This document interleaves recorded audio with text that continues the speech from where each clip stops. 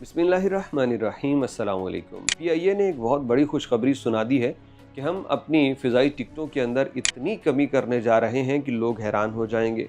लेकिन इस कमी के साथ साथ कुछ हैरत अंगेज़ चीज़ें भी सामने आई हैं कि हमें पाकिस्तानियों को सहूलत और आरामदेह ज़िंदगी देने के लिए हमें बाहर दूसरे लोगों से इजाज़त लेना पड़ती है कि हम अपनी आवाम को ये सहूलत देना चाहते हैं, क्या हम दे सकते हैं। खैर, खबर तो दोनों हवालों से ही अच्छी है कि टिकट में अगर कमी होगी तो आवाम का भी भला होगा, PIA के जो आमदनी है उसमें इजाफ़ा होगा। अल्लाह करे उसको आगे यूटिलाइज़ करने वाले ईमानदारी से वैसा काम करें तो PIA के खसारे वगैरह ज़रा कम हो सके। तो आपको ख़बर बता दें कि PIA, आप जानते हैं, पूरे पाकिस्तान के अंदर एयरलाइंस के ऊपर मुख्तलिफ़ किस्म के टैक्सेस हैं, जिसके अंदर FED है और सेल्स टैक्स है। बहुत सारे टैक्स शामिल किए जाते हैं, जिसकी वजह से टिकट असल एयरलाइन की कीमत से भी बहुत ज़्यादा हो चुकी होती है, जैसे गाड़ी इंपोर्ट करना पाकिस्तान में है।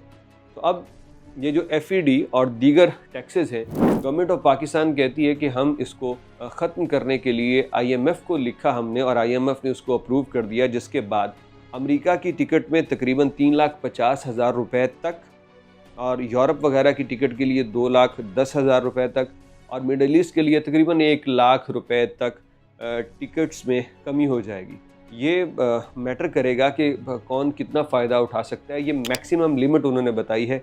इसके अंदर टैक्सेस, इसके अंदर जो चल रही होंगी उस वक्त की टिकट फेयर प्राइस, उनको देखते हुए फिर इस पे फ़ैसला किया जाएगा और वो फेयर तभी तय होंगे। लेकिन एक बड़ी कमी आने वाली है किरायों के अंदर।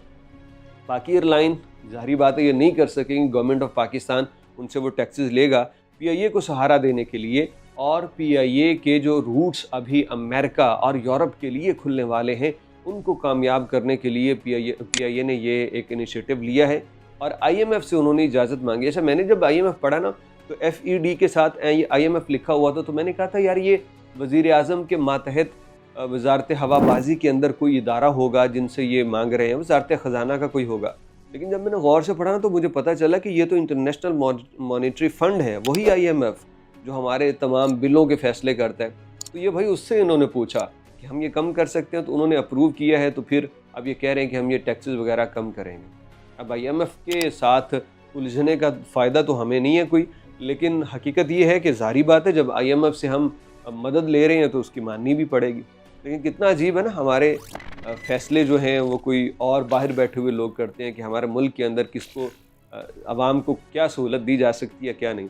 अच्छा, IMF जो है ना वो भी अगर ये ना करे तो फिर ये हुक्मरान क्या करे। वो पीट रहा है इनसे अपनी शाख खर्चियाँ कम करो, लेकिन ये नहीं करते।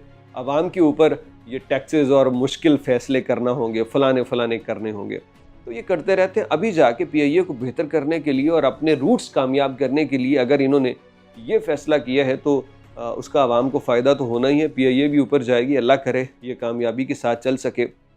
अमेरिका से 2017 से पाकिस्तान की नेशनल एयरलाइन की परवाज़ें बंद हैं और तब से लेके अब तक उसकी कैटेगरी नहीं ठीक थी, बहुत सारे मसाइल थे। अब दोबारा से उसको बहाल करने की जो कोशिश की जा रही है, अल्लाह करे इसमें PIA कामयाब हो और लोगों को ज़्यादातर, जो मैं इसमें देख रहा हूँ, अमेरिका, कनाडा और यूरोप वगैरह से भी ज़्यादा मिडल ईस्ट वालों को फ़ायदा हो।